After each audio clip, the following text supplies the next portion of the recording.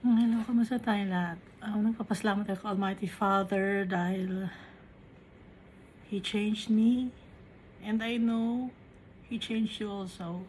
Dahil si Almighty Father babago siya ng buhay ng mga tao. Of course, for the better, no? Nakaka-experience tayo ng mga events sa buhay natin and God allows it para mabago tayo dahil mahal niya tayo, gusto niya tayong makasama dahil tayo ay kanyang mga anak, creation tayo ni Almighty Father at mahal na mahal niya tayo. Hindi siya papayag na hindi niya tayo makasama in heaven with Jesus Christ.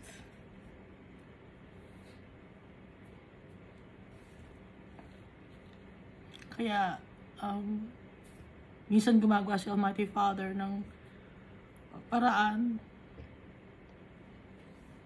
para ma-realize natin na siya yung powerful, na siya yung kailangan natin. Na sa kanya natin makikita ang real joy and peace and love. And we should also thank Jesus Christ because He has shown us the Almighty Father. Through Him, nakilala natin si Almighty Father. Kapasalamatan natin lagi si Jesus Christ. Last time, ang binasa natin was Daniel chapter 10. But before that, gusto ko lang i-share sa inyo na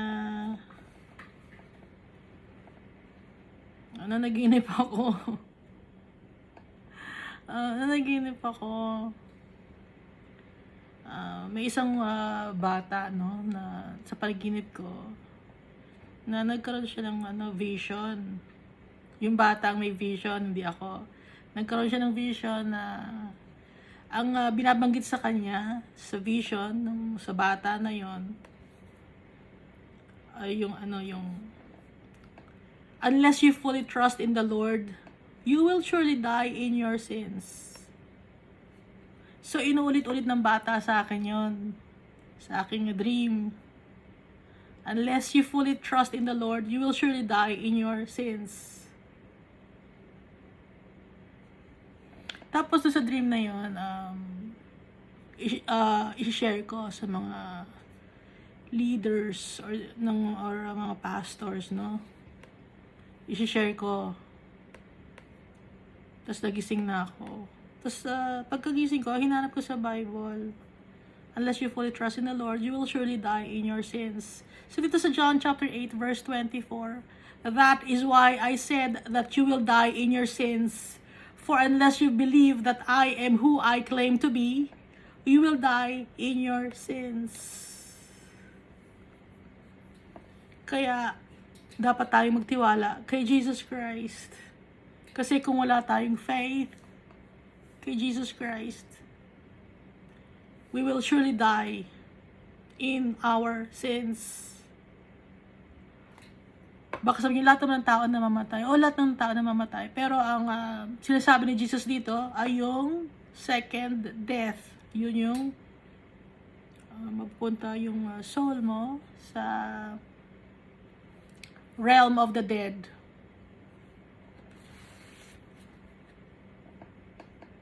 Kasi pag dalawang klase, ang death, isa yung body mo nawala. Kasi nag-deteriorate na, naluma na. But yung soul natin, bumabalik si Almighty Father. Kung follower ka, faithful follower ka ni Jesus Christ, saka ni Almighty Father. Pero, kung hindi ka follower ni Jesus Christ, you don't believe in Jesus Christ, ni Almighty Father, magde-deteriorate yung katawan natin. Pero, yung soul naman ay mapupunta sa realm of the dead. Alam naman natin kung saan yung papunta, yung realm of the dead, diba? Yung wala nang pag-asa dun sa lugar na yon. Doon mapupunta ang soul ng mga tao na hindi nagtitiwala kay Jesus. Ngayon, kung nagtitiwala tayo kay Jesus, lahat ng mga katuruan ni Jesus, susundin natin. Lahat ng mga sinasabi niya, susundin natin. Kasi, kung hindi tayo magtitiwala sa Kanya, wala tayong faith sa Kanya, mamamatay tayo sa ating mga kasalanan. Kung hindi natin i-acknowledge si Jesus na Lord and Savior and God, mamamatay tayo, mapupunta tayo sa realm of the dead. Dahil si Jesus, nagpapatawad siya ng mga kasalanan ng mga tao, just like the Almighty Father.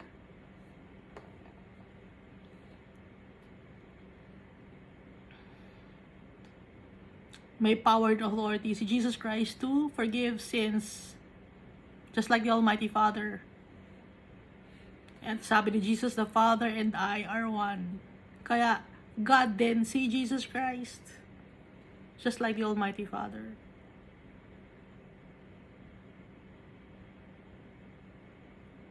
At since ang Holy Spirit is from the Almighty Father and Jesus Christ, God din ang Holy Spirit.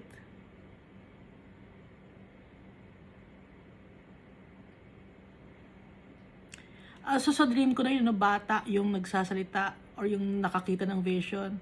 Bakit ba tayo nakakita ng vision sa panaginip ko? So nakalagay dito sa Matthew chapter 18 verse 3.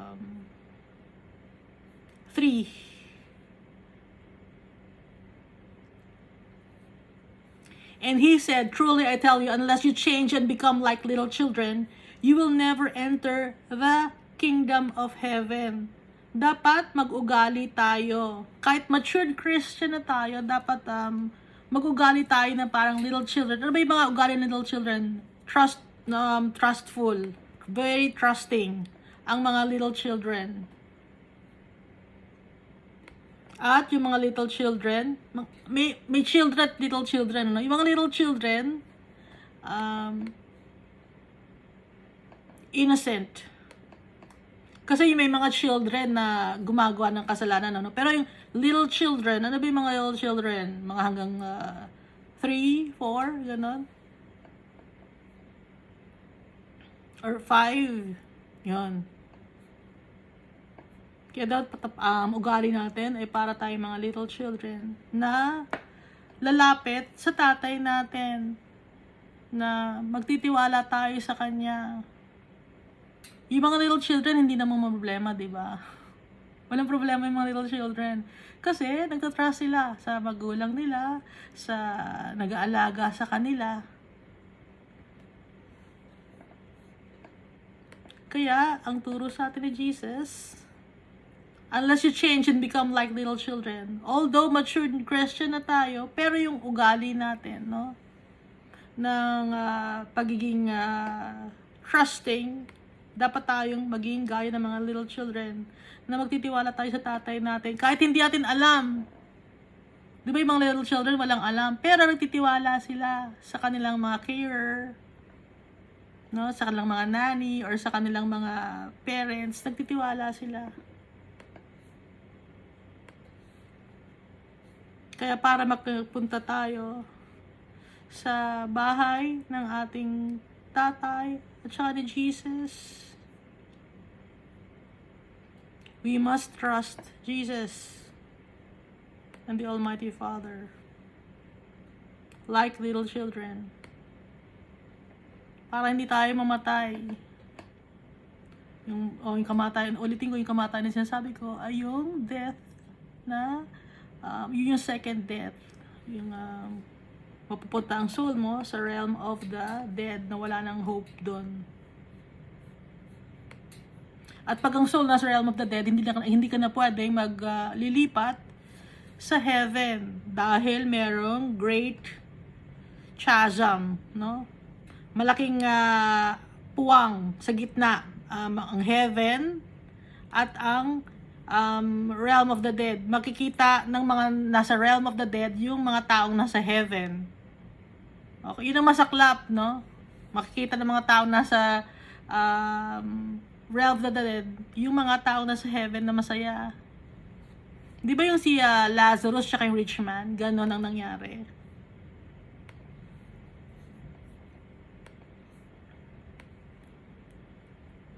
Alam kong mahirap magtiwala dahil hindi natin nakikita. Pero kung may pananampalataya tayo, walang imposible. Dahil nagbabasa tayo ng Bible at magpe-pray tayo.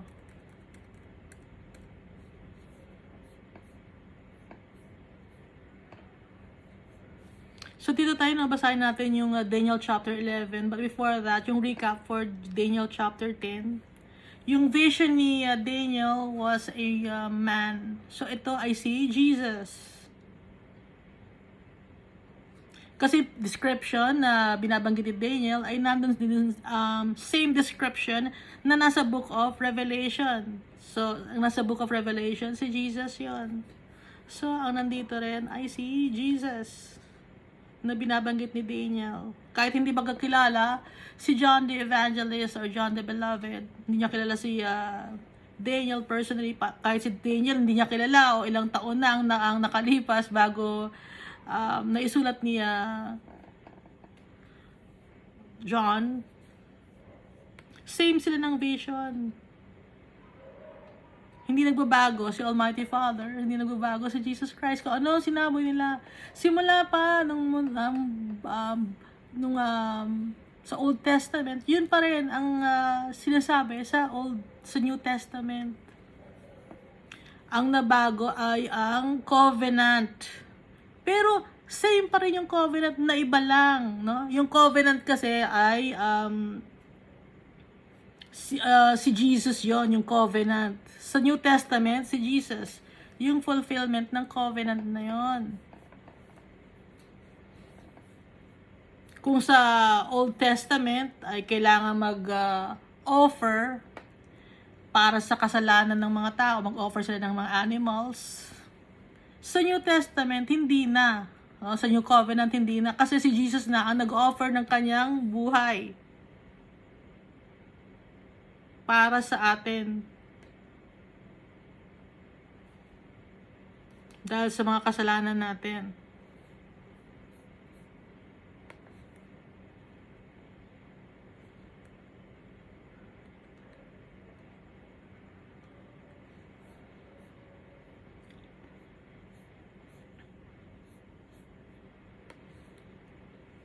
So, dito tayo sa Daniel chapter 11. And in the first year of Darius the Mede, I took my stand to support and protect him. So, si Jesus to, no? Protektahan niya si Darius the Mede.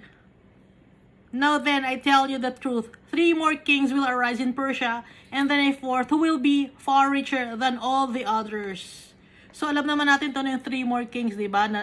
Yung Babylonian Empire, Persian, Roman, at saka itong 4th, ito yung paparating na kingdom ng dragon na may beast, na may mark of the beast.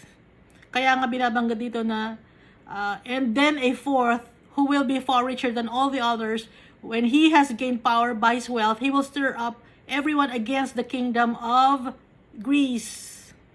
So, alam naman natin, no, nabanggit ko na dati na pag nagbabasa ng Bible, hindi literal na king of Greece yun, hindi literal na king of Persia.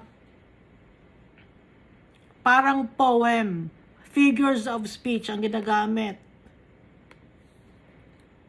Kagaya nung kay John the Baptist, di ba sabi sa Book of Malachi, ba yun?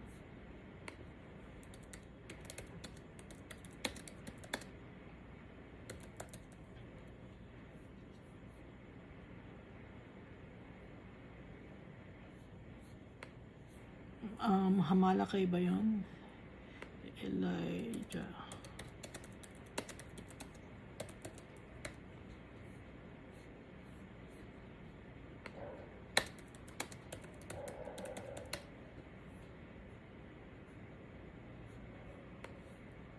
Malakay.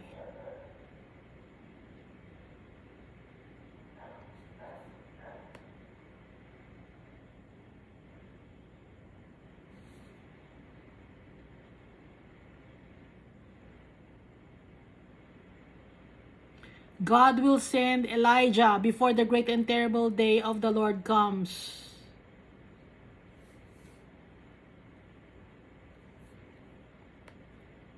Pero hindi naman si Elijah ang nagpunta, di ba? Kundi si John the Baptist ang ipinadala.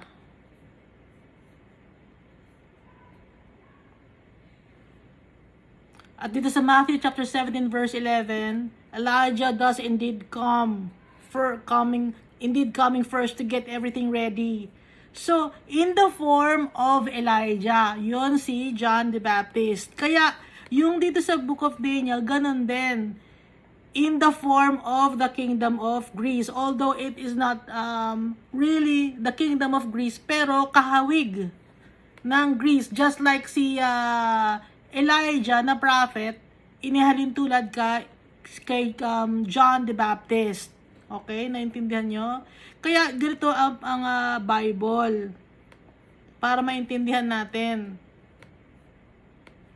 Hindi siya literal na siya yung kingdom of Greece, kundi kapareho ng katangian. Verse 3, then a mighty king will arise who will rule with great power and do as he pleases. After he has arisen,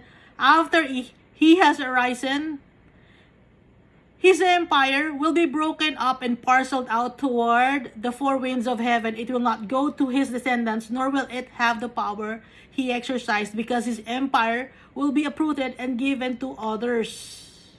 So ito nga yung the beast, no? Yung mighty king na sinasabi dito sa verse 3 ng Daniel chapter 11.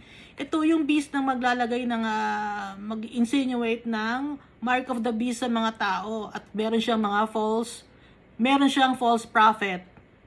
At yung kanyang leader ay yung dragon, the serpent of old.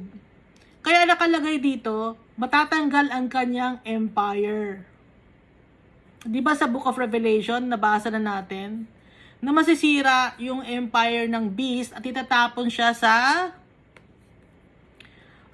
fiery furnace. Or sa dagat-dagatang apoy.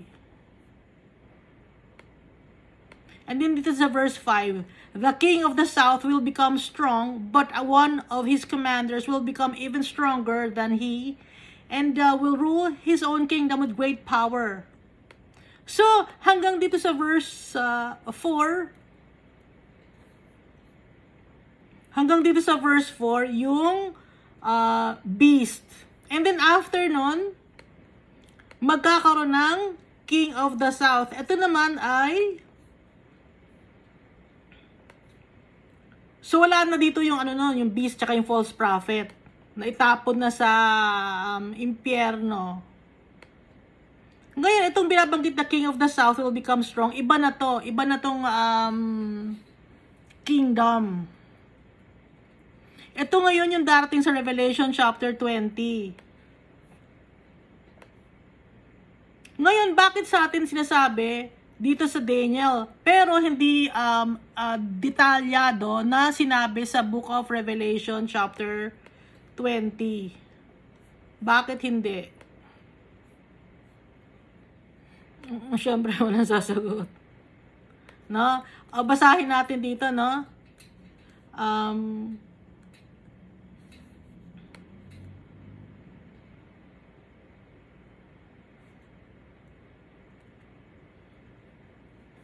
Revelation chapter 19 verse 19. Then I saw the beast and the kings of the earth and their armies gathered together to wage war against the rider on the horse and his army.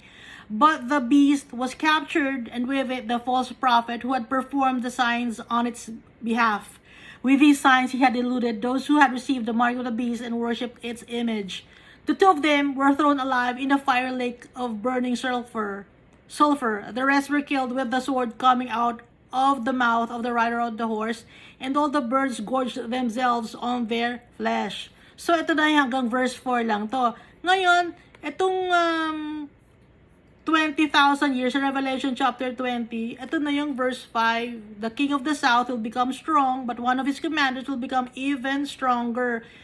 Hindi nakadetalyado sa Book of Revelation, pero nakadetalyado dito sa Book of Daniel and sa Book of Ezekiel. So may binabanggit na king of the north and king of the south.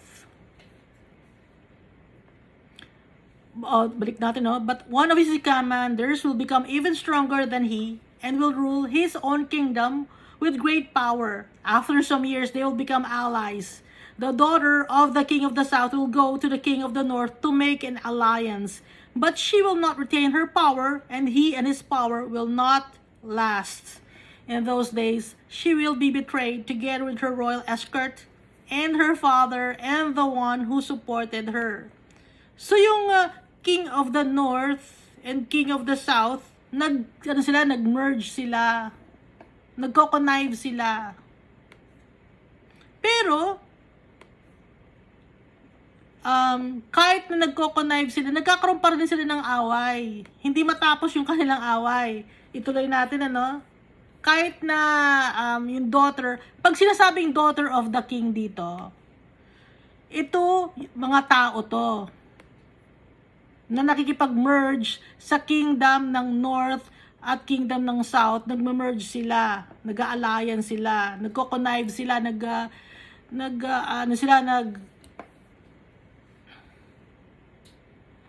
anong tawag doon, yung uusap ng para lang sa kanila, dahil selfish sila pareho.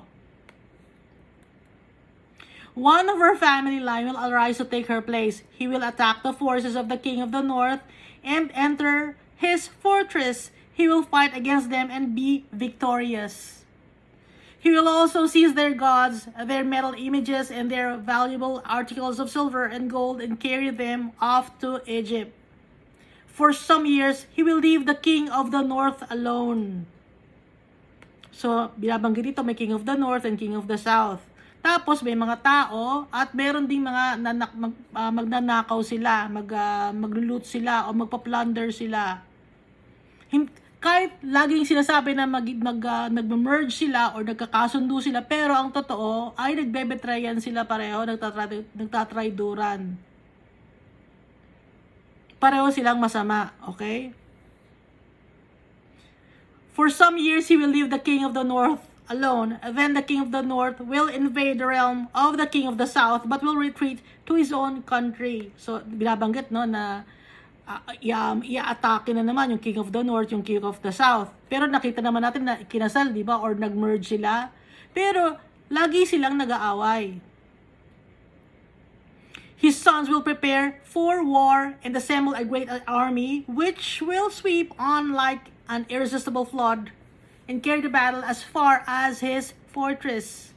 Then the king of the south will march out in a rage and fight against the king of the north, who will raise a large army, but it will be defeated. Laging talo yung king of the south. When the army is carried off, the king of the south will be filled with pride and will slaughter many thousands, yet he will not remain triumphant. For the king of the north will muster another army larger than the first, and after several years, he will advance with a huge army fully equipped. Lagi silang nagpapataasan ng ere, prideful. In those times, so ito na rin yung time na na dystopian civilization, no? Alam niyo yung ibig sabihin ng dystopian? Hindi na maibabalik yung dating glory ng the dating beauty ng earth. Sa ngayon, maganda yung earth, di ba? Nakakapag-travel kayo, nakakapag-tour kayo sa iba-ibang mga lugar, nagko-cruise kayo, sumasakay kayo sa cruise ship, marami kayong mga mountains na naggagandahan, mga tourist attraction, pinupuntahan, mga mayayamang lugar sa buong mundo. Pero nga, nakalagay, di ba sa Book of Revelation, sisirain lahat yon. Kaya itong time na to, magulo ang time na to. Itong 1,000 years na to, magulo, yung King of the North and King of the South. Pero wag tayo magalala, wala na tayo dito, no? Kasi ito ay prophecy. Ngayon, bakit sa atin sinasabi ni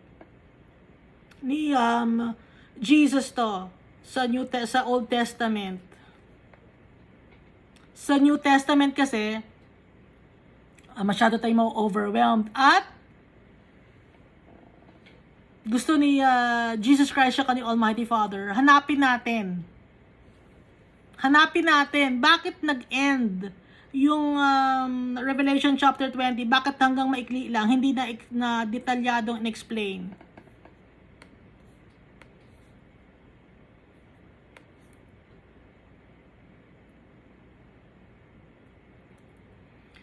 Dito sa Old Testament, sa Book of Daniel, in-explain sa atin kasi hinahanap natin. You will seek me and find me when you seek me with all your heart. Jeremiah chapter 29 verse 13. Kung talagang gusto nating makilala at malaman kung ano ang mangyayari at kung ang gustong ipapagawa ni Almighty Father at na Jesus, makikita natin dahil lahat ay nasa Bible. No? Sa Proverbs chapter 8 verse 17, I love those who love me, and those who seek me diligently find me. Kaya nga nahanap natin dahil hinahanap natin si Jesus tsaka si Almighty Father. At tsaka dahil kaibigan tayo ni Jesus, pinapaalam niya sa atin. John chapter 15 verse 15, I no longer call you servants because a servant does not know his master's business. Instead, I have called you friends. For everything that I learned from my Father, I have made known to you. Everything. Lahat ng alam ni Jesus Christ, pinapaalam niya sa atin. Ngayon, bakit wala sa Book of Revelation? Para hanapin natin. Kasi kung hahanapin natin diligently, makikita natin. Kaya nakita natin sa Book of Ezekiel at saka Book of Daniel.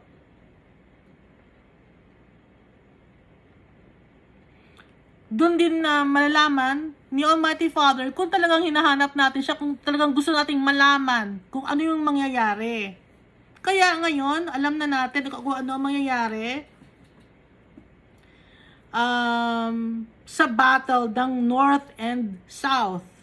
Pero hindi binabanggit kung anong country ito, anong mga klaseng tao to. Basta ang description lang, King of the North and King of the South. In those times, many will rise against the king of south. Those who are violent among your own people will rebel in fulfillment of the vision, but without success. Then the king of the north will come and build up siege ramps and will capture a fortified city. The forces of the south will be powerless to resist. Even their best troops will not have the strength to stand.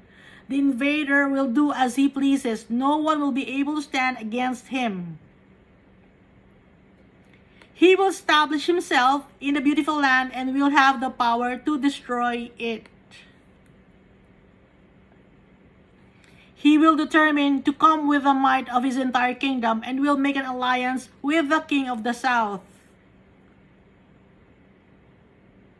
And he will give him a daughter in marriage in order to overthrow the kingdom, but his plans will not succeed or help him.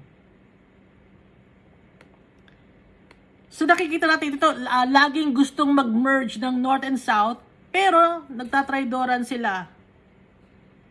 Kasi gusto nila lagi sila ang magro-rule. Ganon ang natural na ugali ng tao. And then he will turn his attention to the coastlands and will take many of them.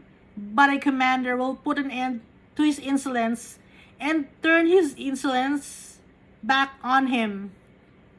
After this, he will turn back toward the fortress of his own country, but will stumble and fall to be seen no more. So yun yung king of the north. His successor will send out a tax collector to maintain the royal splendor. In a few years, however, he will be destroyed, yet not in anger or in battle. In a few years. He will be succeeded by a contemptible person who has not been given the honor of royalty. He will invade a kingdom when its people feel secure, and he will seize it through intrigue. So nakikita nyo, nababasa nyo ba?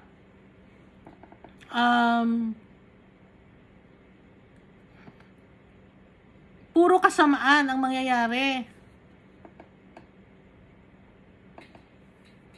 Then an overwhelming army will be swept away before him. Both it and a prince of the covenant will be destroyed. After coming to an agreement with him, he will act deceitfully, and with only a few people will rise to power. When the richest provinces feel secure, he will invade them and will achieve what neither his fathers nor his forefathers did. He will distribute plunder, loot, and wealth among his followers. He will plot the overthrow of fortresses, but only for a time. With a large army, he will stir up his strength and courage against the king of the south. The king of the south will wage war with a large and very powerful army, but he will not be able to stand because of the plots devised against him. Those who eat from the king's provisions will try to destroy him. His army will be swept away, and many will fall in battle.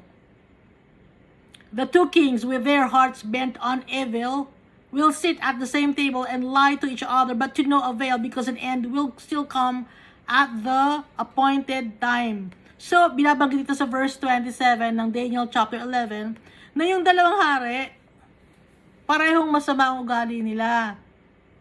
Evil sila pareho. Kung nagpaplastikan sila. Kunyari, magkasama sila sa isang table, magkaibigan sila, pero ang totoo, nagsisinungalingan sila sa isa't isa. Pero mababaliwala lang yung lahat ng yon kasi pareho silang evil, lahat sila tatanggalin sila. There will be an end to them. The king of the north will return to his own country with great wealth, but his heart will be set against the Holy Covenant. He will take action against it and then return to his own country. At the appointed time, he'll invade the south again. Ayun, i-invade din naman niya yung south. No? Wala nang katapusan yung pag-aano nila, away nila, bate, away, bate, away, bate. But this time, the outcome will be different from what it was before. Ships of the western coastlands will oppose him, and he will lose heart. And then he will turn back and vent his fury against the Holy Covenant. He will return and show favor to those who forsake the Holy Covenant. Alam niyo Holy Covenant, no? So may mga tao pa rin na ito yung mga descendants ng mga tao na may mark of the beast, na pinanganak nung time ng mark of the beast, na hindi sila natatakan. Kasi nga mga bata pa sila.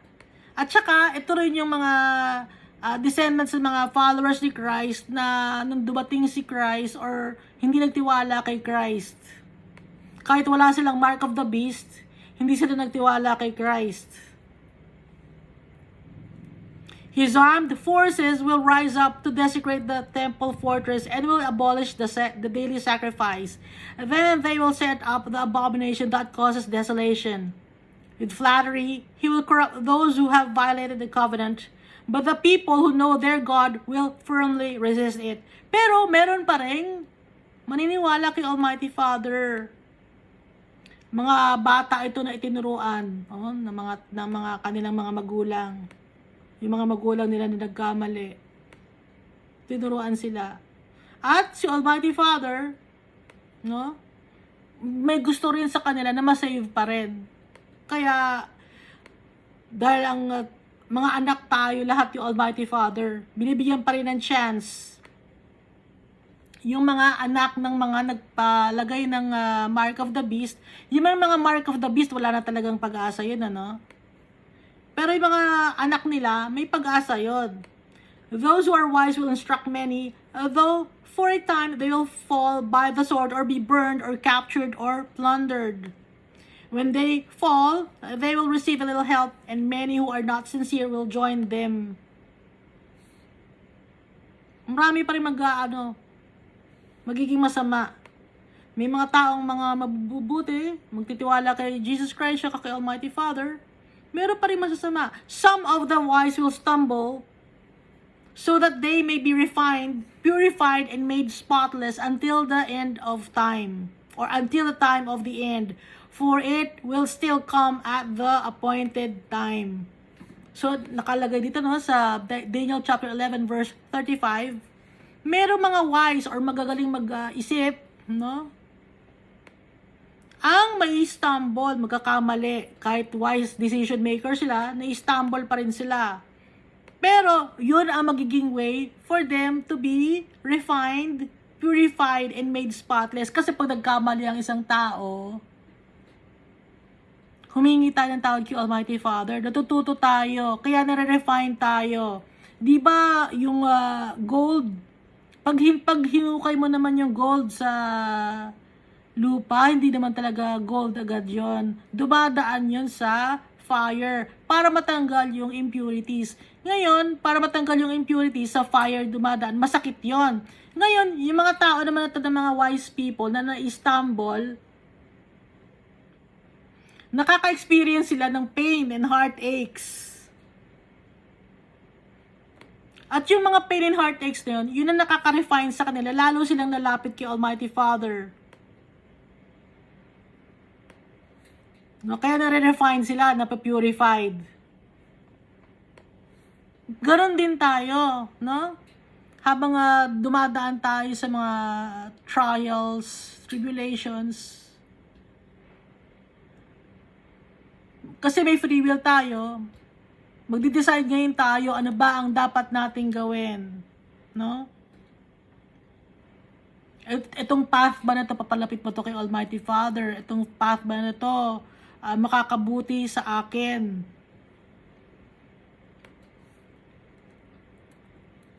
Or itong path ba nito, mas lalo ba ako magiging masama nito? Lahat kasi tayo merong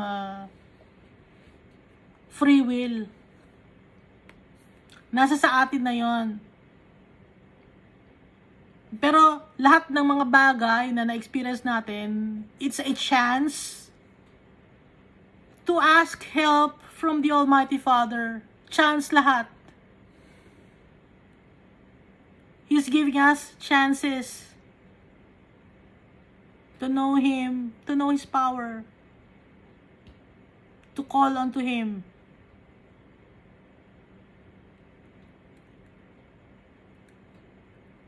To humble ourselves to Him. Ngayon, may mga tao naman na ayaw. Kung ayaw nila, syempre, at the appointed time, sa eternal damnation sila mapupunta. Kasi nga, binigyan tayo ng free will. Gusto ni Almighty Father, siya ang piliin natin. Nang hindi tayo pinipilit. Na maiisip natin yung kanyang kabutihan. Nararamdaman natin sa puso natin yung kanyang yung puso natin at yung puso ni Almighty Father.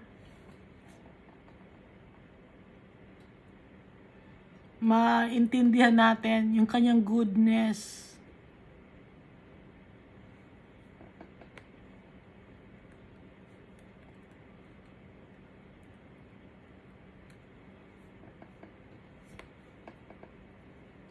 So verse 36, the king will do as he pleases. He will exalt and magnify himself above every god and will say unheard of things against the God of gods. He will be successful until the time of wrath is completed. For what has been determined must take place. Kung anong dapat na mangyari, yun ang mangyayari. He will show no regard for the gods of his ancestors or for the one desired by women, nor will he regard any god, but will exalt himself above all. So is pride, no? This is pride. Instead of them, he will honor a god of fortresses, a god unknown to his ancestors. He will honor with gold and silver, with precious stones and costly gifts. He will attack the mightiest fortresses with the help of a foreign god, and will greatly honor those who acknowledge him. He will make them rulers over many people and will distribute the land at a price or reward. Verse 40. Binabasa lang natin itong verse, itong chapter 11, Daniel chapter 11, kasi nga, ito yung the battle of Gog and Magog. So, Revelation chapter 20.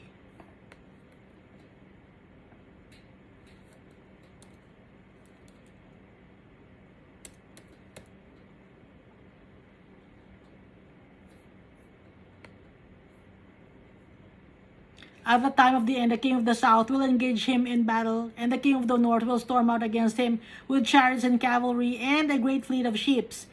He will invade many countries and sweep through them like flood. He will also invade a beautiful land.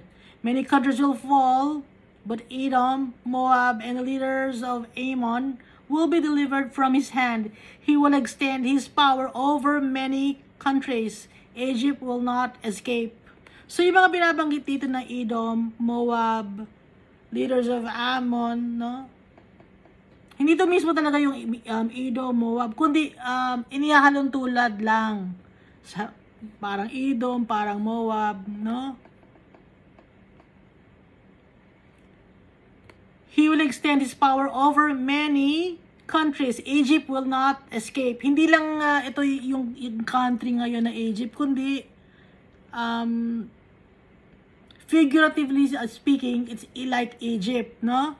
He will gain control of the treasures of gold and silver and all the riches of Egypt with the Libyans and Cushites. So ito rin Libyans and Cushites, hindi na talaga to Libyan and Cushites, pero kabuka ng Libyan and Cushites in submission. But reports from the east and the north will alarm him, and he will set out in a great rage to destroy and annihilate many.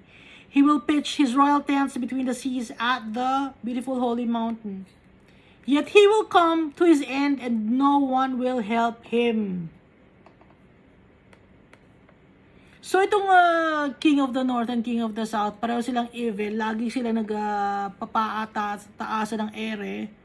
Prideful sila. Gusto lagi nila ng war. Gusto lagi nila ng gulo. Gusto lagi nilang mamuno. Kaya nga dito sa Revelation chapter 20, when the 1,000 years are over, Satan will be released from his prison and will go out to deceive the nations in the four corners of the earth, Gog and Magog, to gather them for battle. No? Gog in number, they are like the sand on the seashore.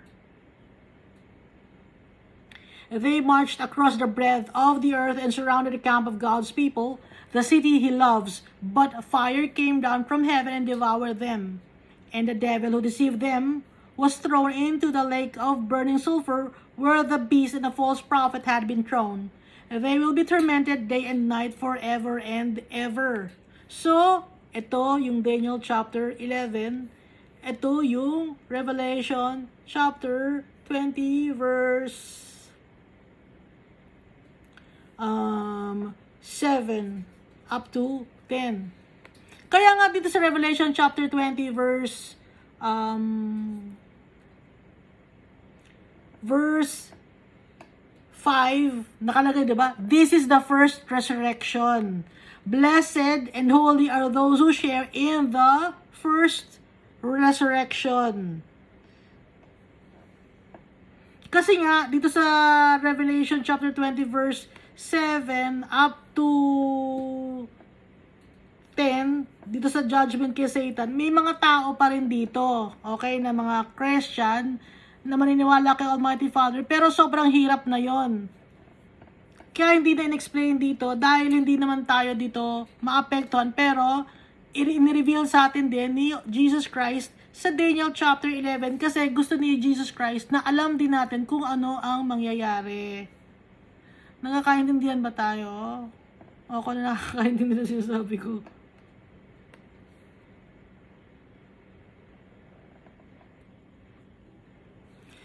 nga tingnan niyo dito sa Revelation, sa Daniel chapter 12. Nababasahin natin next time, no? Dito sa Daniel chapter 12, nagbabanggit na ng book. Everyone whose name is found written in the book will be delivered. Na nakalagay naman sa Revelation chapter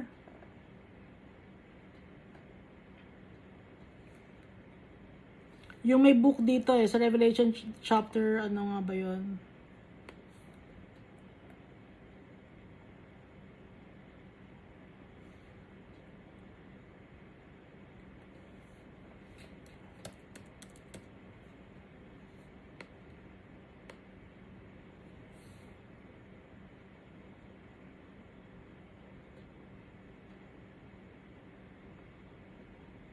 Kung wala yung name mo sa book, yung sa Great White Throne Judgment,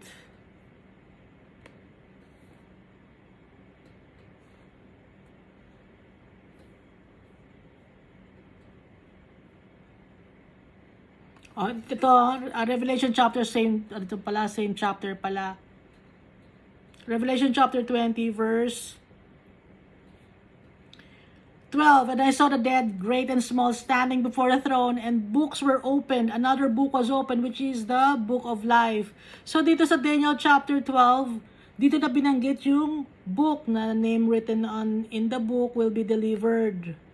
So naiintindihan na natin ngayon na kumpleto yung book of Revelation. Makikita natin yung Battle of Gog and Magog at yung kung bakit na ipinakawalan pa si Satan, makikita natin sa Daniel tsaka sa book of Ezekiel. Kaya walang itinatago sa atin si Jesus Christ. Lahat inireveal niya, makikita lang natin dahil hinahanap natin siya.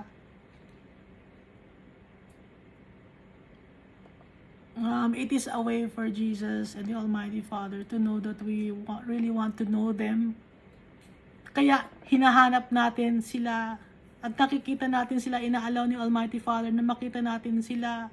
Yung mga gagawin, sinasabi lahat sa atin, wala silang inililihim.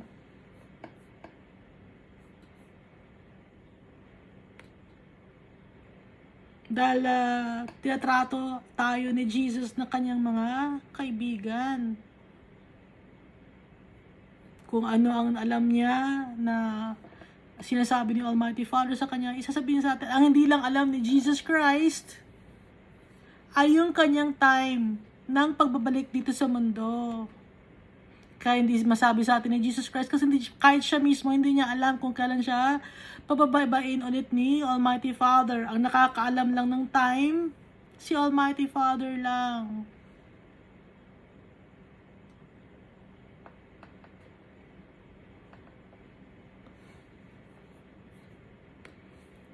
So, next time, ang babasahin naman natin itong Daniel chapter 12.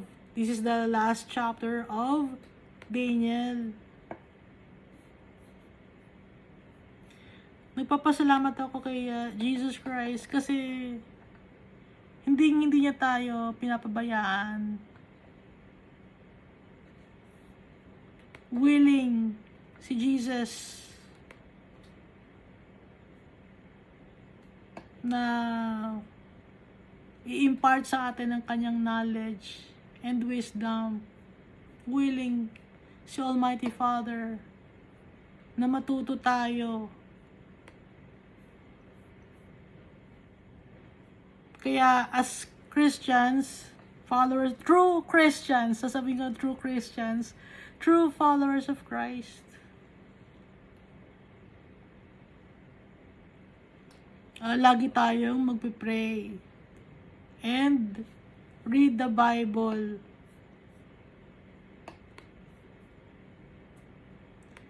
Kung napapansin niyo na sa social media sa ngayon, hindi ko lang alam sa inyo kasi nga ang kung ang pinapanood mo sa social media ay puro kay God, lalabas lahat sa mga feeds mo about kay Almighty Father, about kay Jesus. Kasi nasa analytics yon, nasa system yon ng cellphone mo. Kung ano yung lagi mong binabrowse, yun ang laging lalabas sa computer mo or sa mga sinesearch mo, like sa Instagram or sa Facebook. Napapansin niyo ba yon? Maraming nag-share ng Word of God sa internet at nagpapasalamat ako kay Almighty Father kasi maraming vision na pinapakita si Almighty Father sa kanyang mga anak.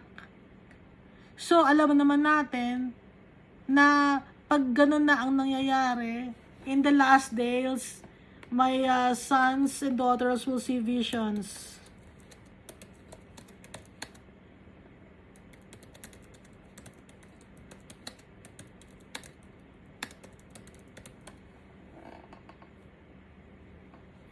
Sa Acts chapter 2, verse 17. And it shall come to pass the last days, saith God, I will pour out my spirit upon all flesh, and your sons and your daughters shall prophesy, and your young men shall see visions, and your old men shall dream dreams. Sa ibang version naman, at the NIV version. In the last days, God says, I will pour out my spirit on all people. Your sons and daughters will prophesy. Your young men will see visions. Your old men will dream dreams. Kaya ang daming nag-share ng kanilang mga visions and dreams over the internet, mga tao, nag-share ng Word of God. It's because sinabi ni Almighty Father na sa last days, ibubuhos na niya ang kanyang Holy Spirit sa mga tao.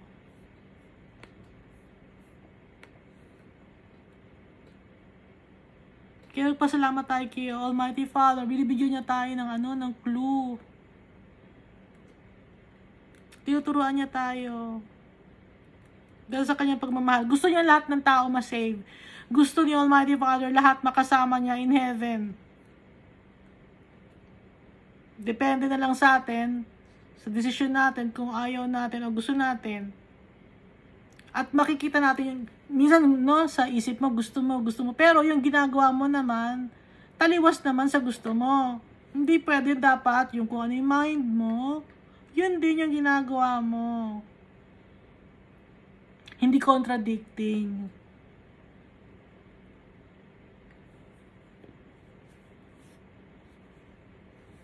At masasave tayo dahil magtitiwala tayo kay Jesus Christ. Kasi on our own, we will not be saved because we are sinners. We keep on sinning. Makakita lang tayo ng taong hindi magandang sa ating paningin, mapipintasan na natin, mga experiences natin na naalala natin, nagagalit tayo. Aminado naman ako, Aminado ako, minsan hindi ko nakakontrol yung temper ko. So, lahat sa atin, walang masisave. Dahil makasalanan tayo. Sa awa lang ni Jesus Christ siya ni Almighty Father. Kaya magtitiwala tayo kay Jesus Christ. At hingi tayo lagi ng tawad kay Jesus Christ siya kay Almighty Father. Kaya tayo humingi ng tawad kay Jesus Christ siya kay Almighty Father kasi may faith tayo sa kanila. At kaya tayo nakakagawa ng mga works, good works. It's because of our faith. We are not doing good works just because para ma-save tayo, Kasi hindi, gagawa ako ng good works kasi nakagawa ko ng kasalanan to compensate for my sins. Hindi mo mababayaran yung kasalanan mo, babayaran mo sa pamamagitan ng paggawa mo ng mabuti. Hindi. Masasave lang tayo because of our faith in Jesus and not because of the works. Yung works natin, it's only the result of our faith in Jesus Christ and the Almighty Father. At yung works natin, hindi yan na makaka-save sa atin, kundi yung faith natin. lumalabas lang, naiintindihan niyo na ba? Paulit-ulit. Lumalabas lang yung works natin na maganda. It's because we have faith in Jesus Christ and the Almighty Father. So, yung works natin ay fruits of the Holy Spirit yun. Kaya nga may love, joy, peace, forbearance, kindness, gentleness, faithfulness, and self-control. At didikit tayo lagi kay Jesus Christ.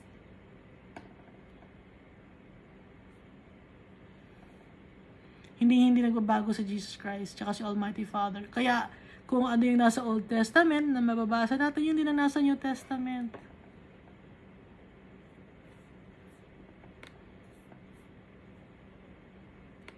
Hindi nagbabago yung tatay natin. Mabait pa din. Full of mercy and grace. Full of love and compassion. Gaya ni Jesus Christ. Thank you, and God loves us all so much.